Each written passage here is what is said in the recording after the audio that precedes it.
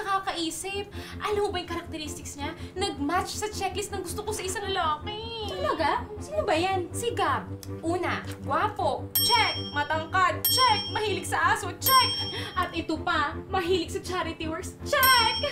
O diba? Soulmates kami. We're match made in heaven. Ito na yun, bes. Siya na yung forever ko. Feeling ko pag magkakaanak kami, magmamana sa kanya. Wait lang. Agad-agad, te? Hindi mo pa nga kilala yan eh. O sige nga, anong full name yan? Oo nga, no? Sige nga. Search ko nga. Pinangarap mo rin ba ito? Na makilala ang taong nakalaan lang para sa'yo. Isang pag-ibig na wagas at walang hanggan. Ang iyong forever. Pero bakit may mga nagsasabing ilusyon lamang ito? May konsepto ng soulmate na meron nang binigay ang Lord sa'yo right from the beginning. Meron namang soulmate na you have to look for. Okay? Kung baga, collect relationships, and then from those relationships, you can select who is the best for you.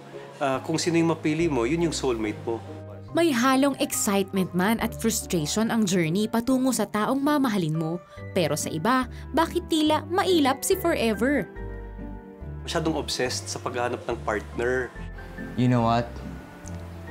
I actually want you to be my girlfriend. Minsan masyadong obvious yun eh. Nagiging needy yung dating, yung arrive ng tao. Nakaka-turn off yun. Kaya naman pala, Doc Randy, ano ba ang mga tips para matagpuan na namin ang pinaka-aasam-asam naming destiny at forever? The better thing is for the person to be the best person he or she can become. Kung maging better person siya, kung mag-grow siya, physically, emotionally, spiritually, socially, talagang may darating naman, you know. If you become a whole person, a mature person, mas may tendency na maka-attract ka rin ng taong mature.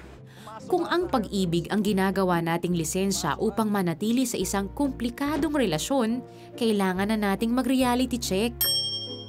If we believe na once we find a partner, that's forever, that can also be dangerous. Kasi for instance, what if the person is abusive?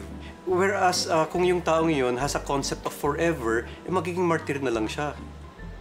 So that can be dangerous. There are situations wherein couples have to separate, especially if there is physical or emotional harm that can be experienced.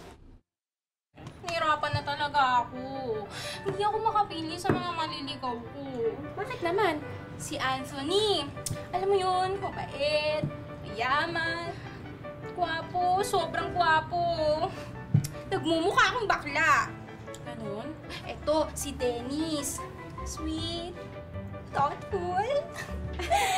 Pero, sa text lang eh, parang virtual boyfriend, ganun. Ano ba yan? Alam mo yun? Parang wala talagang forever. Lahat naman pala yung sablay, huwag ka na mag-boyfriend. Maging matalino sa pagpili ng forever. Huwag mamili ng based lang sa feelings. Try to select another whole person so that you're sharing joy to each other. Minsan, yung konsepto natin ng partner based sa pantasya. And yung pantasya natin galing sa maraming sources. Yung isa is sa fairy tales, and then they live happily ever after. Hindi nila pinapakita na in order to reach the end, which is living happily ever after, they worked for the relationship and then nag-grow. That's why they live happily ever after. There really is a forever. Kaya lang, pinaghihirapan rin yun. Okay? It starts always with being a good person, growing for yourself, you know, emotionally, physically, spiritually, emotionally. Be a whole person.